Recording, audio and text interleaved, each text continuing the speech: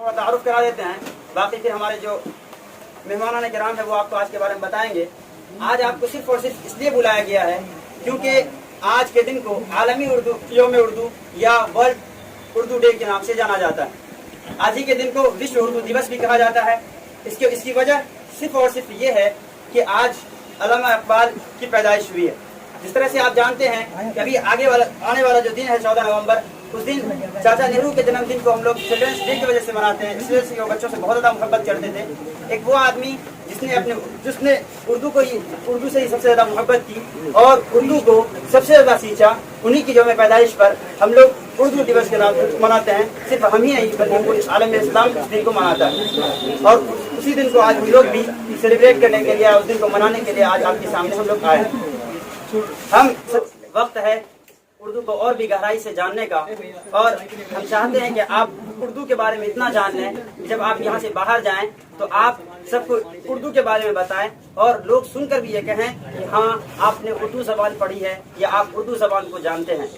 और जो उर्दू और हिंदी में जो क्या फ़र्क है, और लोगों को ये लगता है कि उर्दू और हिंदी में दोनों को क्या मजहब से जोड़ कर रखा है कि हिंदी सिर्फ और सिर्फ जो हिंदू हैं वो पढ़ेंगे और इसी तरह से उर्दू जो है वो सिर्फ और सिर्फ मुसलमान पढ़ेंगे। तो यहाँ वो सब बच्चे मौजूद हैं जो उर्दू भी पढ़ रहे हैं और हिंदी भी पढ़ रहे हैं। इससे इस बात की बिल्कुल ताकीद नहीं होती कि उर्दू या हिंदी कोई भी जो ज़बान है वो किसी मजहब की ज़बान है। ये सिर्फ और सिर्फ एक ऐसी ज़बान है जिस ज़बान को जिसने भी पढ़ा है, जिसने भी इसको सीखा है, उसने अपनी इस ज़बान को बहुत आगे तक बढ़ाया है और आखिर तक क्या है, जब वो दुनिया से चले भी गए तब भी हम उनको याद रखते हैं। खा वो प्रेमचंद हो, खा वो कृष्णचंद्र हो, खा वो कोई और दूसरा हो। इसके साथ साथ वो तमाम मुसलमान शायर, वो तमाम हिंदू शायर, वो तमाम सिख शायर, हम इनके अलावा वो तमाम अदीब जो उर्दू के हैं, हम सबको याद रखते हैं। हमने कभी ये नहीं कहा कि जब हम पढ़ाते हैं प्रेमचंद्र को या हम पढ़ते हैं प्रेमचंद्र को तो कभी यहाँ ये नहीं लिखा रहता है कि वो हिंदू थे और वो क्या है उर्दू पढ़ा करते थे,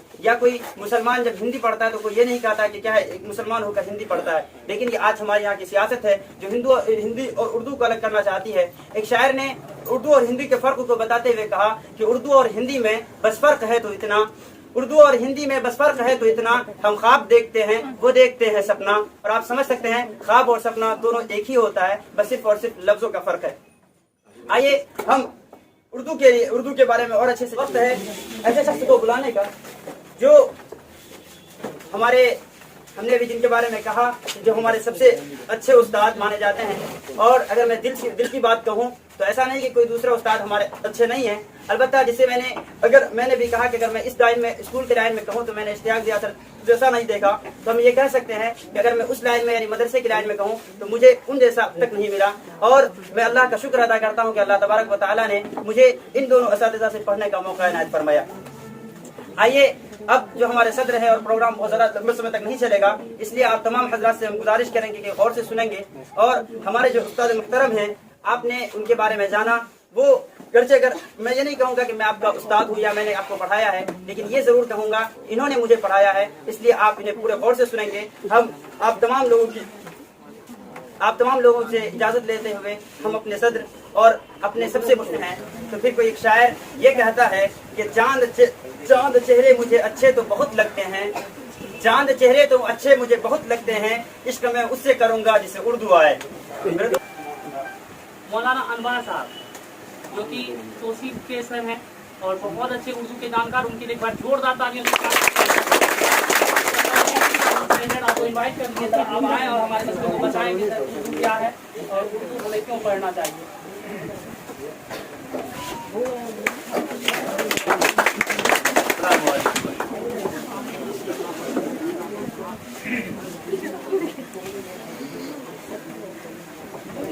मैं अपनी गुफ्तगू का आगाज आज आलमी तौर पर जो में उर्दू मनाया जाता है, इस शख्सियत की तारीख़ विलादत पर ये दिन मनाया जाता है। मैं उन्हीं के एक मारूफ शेर से नशिस्त का अपनी गुफ्तगू का आगाज़ करना चाहता हूँ। उन्होंने कहा है कि ये प्याम दे गई है मुझे बाद सुबह गाही, ये प्याम दे गई है मुझे बाद सुबह गाही के खुदी के आरिफों का है मकाम बादशाह। मेरी जिंदगी इसी से, मेरी आबरू इसी से, मेरी आबरू इसी से, जो रही खुदी खुशाही न रही तुझी सियाही। यकीनन अल्लामा इकबाल के अशार हैं, अल्फाज मुश्किल भी है, लेकिन इन अल्फाज के अंदर उन्होंने जो पैगाम दिया, मैं वही पैगाम आज यहाँ के मौजूद तलबा को, पढ़ने वालों को देना चाहता हूँ कि अल्लामा इकबाल इस फिक्र को सबसे ज्यादा उन्होंने तवज्जो, सबसे ज्यादा जो नौजवान नस्ल को और उभरती हुई मिल्लत को सबसे ज्यादा जिसकी तरफ उन्होंने उभारा और जिस पर ललकारा, खासकर तालीम हासिल करने वाले लोगों के लिए जो एक महमेज का काम करता है कि अपने आप को पहचाने, अपने आप की माहियत को, अपनी अहमियत को वो जाने और अपने अंदर जो जो जौहर पिन्हा है उसको वो पहचाने और उसको इस्तेमाल में लाए। यकीनन मुझे बेपनाह खुशी हुई कि मैं तो सिर्फ इतना ही समझता था कि तौसीफ मेरा शागिर्द है और बस, लेकिन आज मालूम हुआ कि वो उस्ताद भी है, उसके भी शागिर्द है और बड़ी तादाद में है। तो अब वो, अगर मैं ये फख्र महसूस करूं कि जो तौसीफ का शागिर्द वो मेरा भी शागिर्द, तो कोई मुज़ाहिरा नहीं है। इसलिए मैं भी बेतकल्लुफी के साथ अपनी बात कह गया। अभी बड़े काबिल कद्र जनाब इंजीनियर शाहनवाज साहब बड़ी धीमी रफ्तार में और स्लो अंदाज में अपनी बातें रख रहे थे। मैं महसूस कर रहा था, उनके जुमले को नाप रहा था, देख रहा था, और अजीब इत्तेफाक की तरतीब उलट गई। उनका तारुफ बाद में पेश किया, उनकी बातें पहले आ गई, बीच में जलेबी भी तकसीम होने लगी। तो शायद तलबा का महा कहूँ उनकी बातों को कशीफ नहीं कर सके, अपने अंदर जज्ब नहीं कर सके, और मुझे महसूस हुआ। तो मैं भी खुशनसीबी महसूस कर रहा हूँ कि थोड़ी देर से ही उनका कलाम मैंने सुना, उनके बारे में जाना, और यकीनन पूर्णिया की सरजमीन पर जो एक नस्ल को तैयार कर रहे हैं, एक खेप तैयार कर रहे हैं, हम उनके शुक्रगुजार हैं। और एक शख्स अभी कुछ बोल रहा था उर्दू और हिंदी का फर्क, मैं समझता हूँ सिर्फ रस्मुल खत का फर्क है, इससे ज्यादा कुछ नहीं। उर्दू और हिंदी में फर्क सिर्फ रस्मुल खत का है, एक दाएं से लिखा जाता है, बाएं से,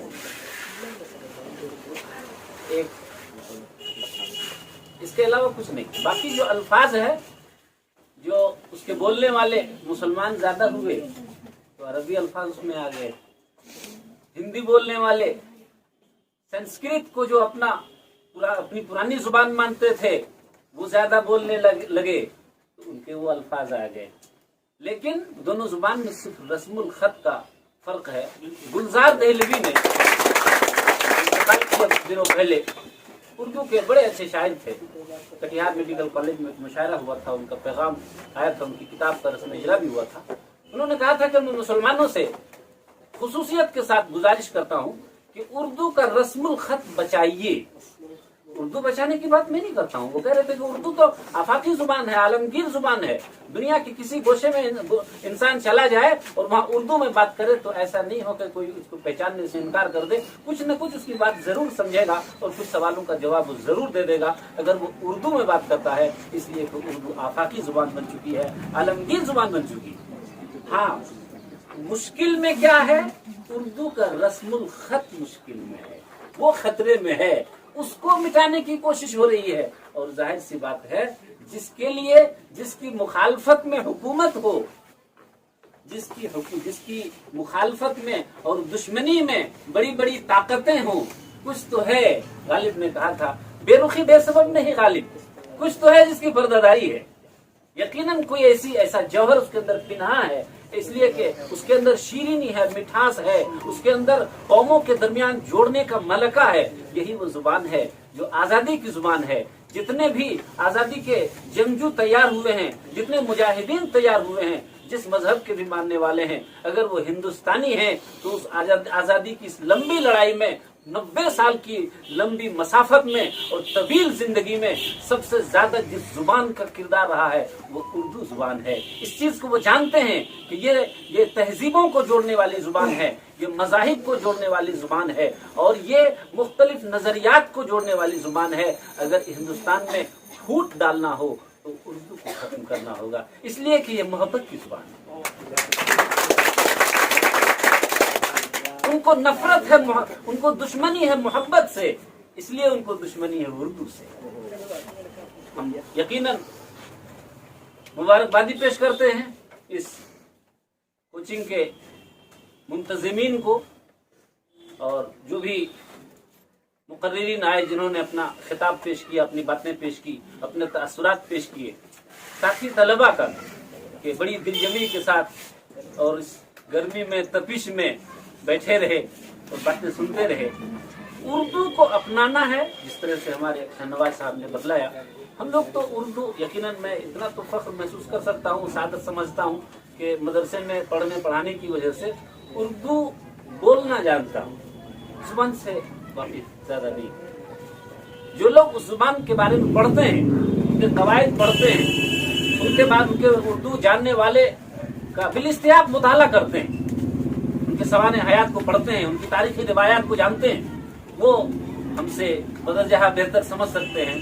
ہماری خوش نصیبی بس اتنی سی ہے کہ ہم اردو بول لیتے ہیں، اس سے زیادہ نہیں. تو انہوں نے بڑی قیمتی باتیں بتلائی، اور بھی مختلف موقعوں پر آپ کو یہ باتیں ملتی رہیں گی. آپ اس کو اپنے دامن میں جگہ دیں گے اور اس پر جو بھی ہدایات دیں گے اس پر عمل کریں گے. علامہ اقبال کا ذکر آیا تو بس تھوڑا سا 2-4 جملے میں اور بات کہہ دوں کہ شخصیتیں بے شمار دنیا میں وجود میں آئیں، ہر ملک کی، ہر مذہب کی، ہر تہذیب کی. یونانی تہذیب ہو، روم کی تہذیب ہو، مصر کی تہذیب ہو، اور جتنی بھی تہذیبیں اسلام سے پہلے بھی تھیں اور بعد میں بھی آئیں، ہر تہذیبوں کے علمبردار کوئی نہ کوئی کھڑے ہوئے، کوئی نہ کوئی شخصیت نمودار ہوئی. لیکن جب ہم اس کا تجزیہ کرتے ہیں، جائزہ لیتے ہیں کہ ایک ایسی شخصیت جس میں مختلف علوم و فنون مضمر ہو اور وہ سنگم ہو مختلف علوم کا اور مختلف فنون کا، تو چند انگلی میں گنے جانے والی شخصیتیں نظر آتی ہیں. ان میں سے ایک علامہ اقبال. ان کو عبور تھا مذہبی علوم پر، ان کو عبور تھا فلسفے پر، ان کو عبور تھا شعر و شاعری پر. یہ تینوں صفات کو اگر سامنے رکھتے ہوئے ہم جائزہ لیں تو ہمارے لیے وہ منفرد شخصیت ہے. یقیناً یورپ نے، انگریز نے، برطانیہ نے ان کو شاعر مشرق کہا تھا، اس لیے کہ وہ مغرب میں تھے. یورپ مغرب میں واقع پڑتا ہے اور یہ ایسٹ بولتے تھے ان کو، تو شاعر مشرق اس لیے کہا کہ وہ ہندوستان، وہ یورپ کے نہیں ہیں، وہ امریکہ کے نہیں ہیں، بلکہ وہ ہندوستان کے ہیں. اس لیے ابتدائی نام تھا ان کا، تخلص تھا شاعر مشرق. یقیناً جب ہم جائزہ لیتے ہیں ان کی شاعری کا، پڑھتے ہیں ان کے افکار و خیالات کو، تو ہمیں نظر آتا ہے وہ شاعر مشرق ہی نہیں، وہ عالمی شاعر تھے، عالم اسلام کے شاعر تھے، پوری دنیا کے شاعر تھے اور اردو کے سب سے ممتاز شاعر تھے. یقیناً ہم ان کی تاریخ ولادت مناتے ہیں اگر، تو اس کے لیے یہ دل میں رکھنا ہوگا کہ ان کے اوصاف کو پڑھیں، ان کے تصورات کو جانیں اور اپنے اندر اس کو پیدا کرنے کی کوشش کریں. علامہ اقبال کے اندر سب سے جس چیز نے ان کو اس مقام تک پہنچایا، اس میں ان کی تہجد گزاری بھی تھی، شب بیداری بھی تھی. وہ ایک دنیاوی علوم کے ماہر اور دینی علوم کے ماہر اور فلسفے کے ماہر، اور اسی کے ساتھ ساتھ وہ شب بیدار بھی تھے. انہوں نے اپنے کلام میں کہا بھی کہ زمستانی ہوا میں گرجتی تھی شمشیر کی تیزی، نہ چھوٹے مجھ سے لندن میں بھی آداب سحر خیزی. وہ لندن میں بھی گئے، وہاں کی کڑاکی کی سردی میں بھی انہوں نے صبح صادق سے قبل वो बेदार हुए, उन्होंने उस सर्द पानी में वुजू किया, नमाज पढ़ी और एक शेर कह दिया कि ज़मिस्तानी हवा में गरचे थी शमशीर की तेजी, न छूटे मुझसे लंदन में भी यादाब सहर खेजी। हम इसी शेर के साथ अपनी बात मैं ख़त्म करता हूँ। आप लोगों का शुक्रिया अदा करता हूँ और तमाम बुलाने वालों का, इंतज़ाम करने वालों का शुक्रिया अदा करता हूँ।